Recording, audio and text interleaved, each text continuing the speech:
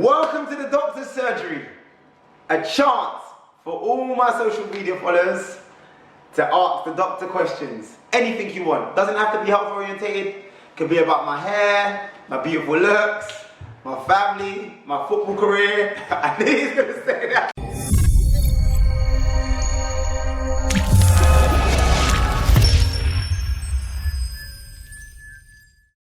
First question, let's get the funny one out of the way. Why did you get red carded? Ha ha ha. This is from Tony Russell, Cray Wanderers manager. The red card, I'm going to tell you the 100% truth. I was a little bit excited.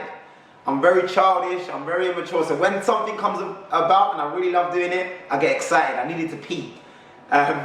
So I got to the game early. I was up for it, shin pads on, ready. Found out I was playing left wing. Thought I was going to do my Arjen Robin. Didn't work. Kept kicking everyone. Sluggish. This muscle doesn't help. Terrible. Fouled about 85 players. Red card. End of question one. And Nicanio has been sent off and is pushed down. Flat the referee. Utterly ridiculous.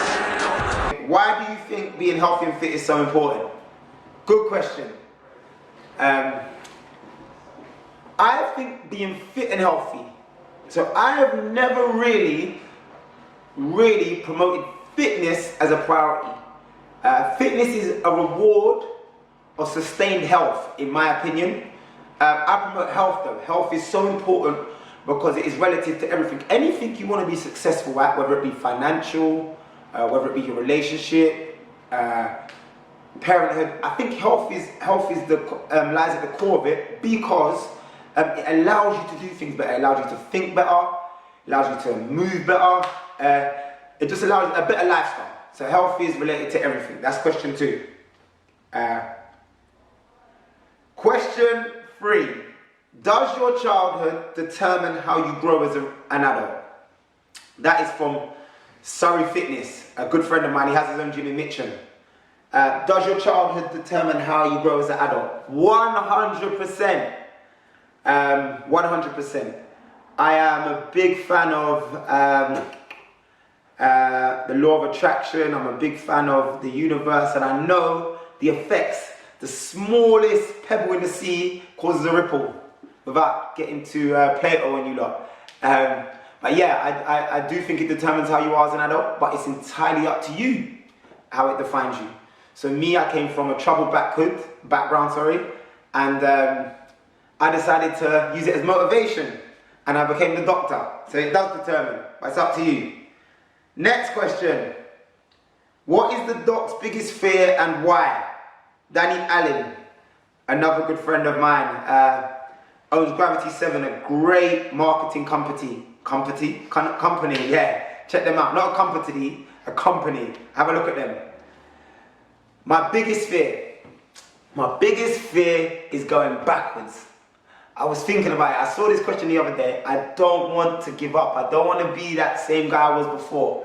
I don't want to live to you lot's mediocrity. I don't want you lot to define me. I want to be the doc. I want to set out my stool and I want to build on it. My biggest fear is that I give up and I let everyone down. Family, friends, all of you lot. I know you lot need me. And that's why as well. The guy filming. When someone does you wrong, how do you let go? So many people have fucking done me wrong. So many of you fuckers. But I breathe. Woozah. I don't know what the fuck you're talking about. Yes, you do know what the fuck I'm talking about. And I understand, you can't do me no wrong. You can't. Everyone makes mistakes. Look, I know there's people out there with deliberate intentions to hurt people, but I don't focus on that. I focus on how I could change the situation, how I could physically or mentally approach something differently so I could have been in a different situation, to not be involved with you lot. So I try my best not to focus too much on external factors. It's kind of avoiding the question, but I focus more on me. Same man, same beautiful man asked me a different question. What are your goals away from business? All right, this one I think about every day. It's forever changing. So, I need to be a better father.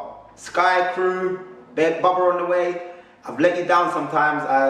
Sometimes I cop out and I go and train rather than sitting down and reading you a book good night. That's a massive goal for me. I need the fixation, the obsessions and stuff, I need to balance them better. So that's one of my big goals.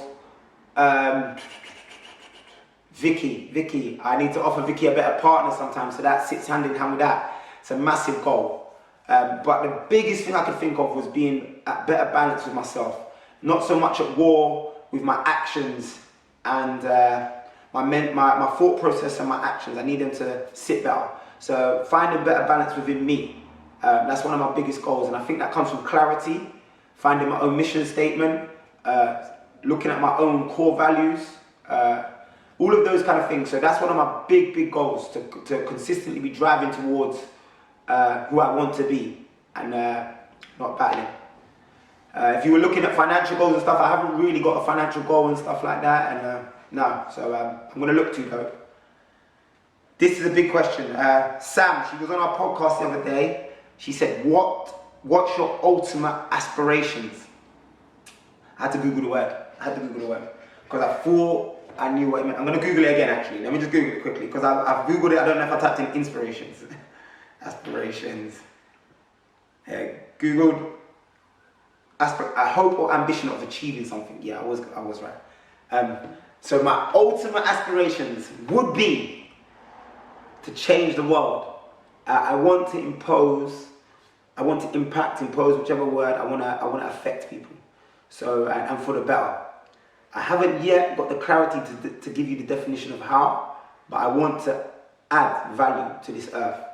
And if that means me enlightening Sky to move forward, then so be it. Or enlightening crew, or enlightening whoever around me. But I want to be the reason the world changes for the better. Yeah, that is my ultimate aspiration. I think I've got a couple more questions. What is one quality you think all people should work on? Self-development, self-value, the most important thing that you possess. Should never ever a day go by without concentrating on yourself, your self-value. The world is fixed on negativity. I do not know why. Everybody is obsessed with it. Criticism is key for some reason. I don't know why. I think we should all balance it. We should all go completely the fucking opposite way. I'm not talking about being an egomaniac. I'm talking about valuing yourself. Making sure you always have something at this table, the table of life. And knowing that you're there, you're knowing that you're present for a reason. And letting no one tell you what you offer. You fucking know what you offer. That's the quality we should always work on. This question comes from Zoe. Do you think you're arrogant or obnoxious? Okay, I googled again. I thought I knew what it meant. I think I can come across as arrogant and I can come across as obnoxious. I think to a degree, I like to come across that way.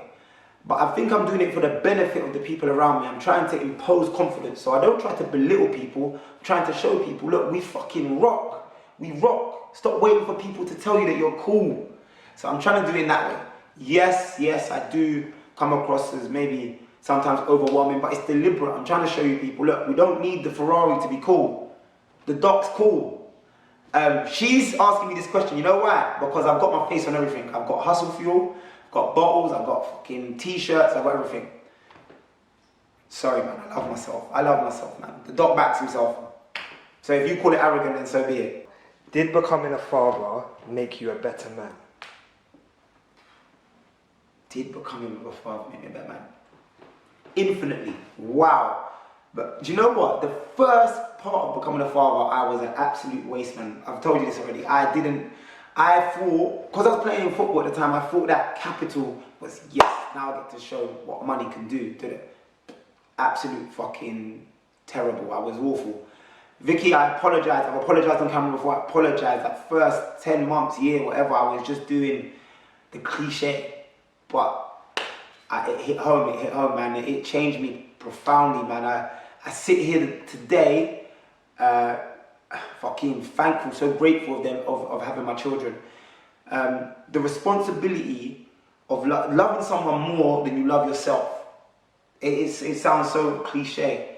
And people are going to say that's impossible, but I love my children more than I love myself. The ultimate sacrifice. The days that I can't get up, I get up. It's so easy. Once I see this little fat crew, this big head Sky next to me, it's just, Damo, game time, game time. The other day, someone actually said to me that it's wrong to source motivation from external things. This person's a little bit of a motivational guru. I understand that, but I try to internalize as much as possible. But when the chips are low, when it's a shit winter's morning in November, and no one turns up to your session, Sky and crew and new Baba, you motivate me. Natalie sent me, Doc, what time do you go to bed? Everybody, that is the most asked question alongside what do I eat, what time do I go to bed? So my bedtime is not structured. It should be structured. I actually went through a long period of time trying to go to bed at the same time. It's a myth. I try to go to sleep before 11:30. I try to go to sleep before 11:30. Sometimes it's unrealistic. Sometimes I get caught up in here. I don't leave here till 10 o'clock. I normally drop a friend off. So I normally get home between 10:30 and 11. And I try to get my head down. Vicky's very, very helpful. She lets me go to sleep. But I always wake up at the time that I want. I set my alarm. I start my day, yeah? I start my day. So don't worry about what time I go to bed. It varies. I start my day. It's a big part of my life changing round. I said, I will set an alarm and I'll wake up to it. Big part. Shall I answer the eat one? That was another one. Everyone kept asking me that, what do you eat? People think I fucking eat hustle fuel. I might say that actually. Alright, so when life is getting on top of me, how do I find the energy to keep going? Alright, I'm going to give you a real life situation. Okay, so scenarios, yeah? So the other day, this is going to sound so stupid, an order of hustle fuel never came. In fact, it came, but I was talking to someone, the DPD driver went, and then I tried to chase him, it didn't work, so cut long story short, I never got the order.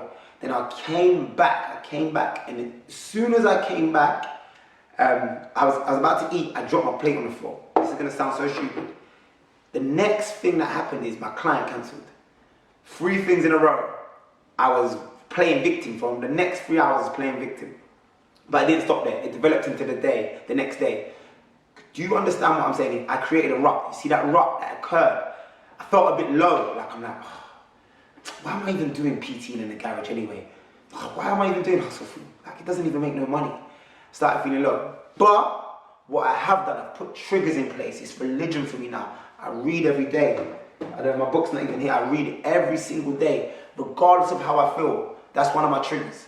I wake up at the exact time every single day, regardless. That's one of my triggers. It never used to be 4 a.m. Never used to be 3:45. It used to be 6 a.m. I worked on this.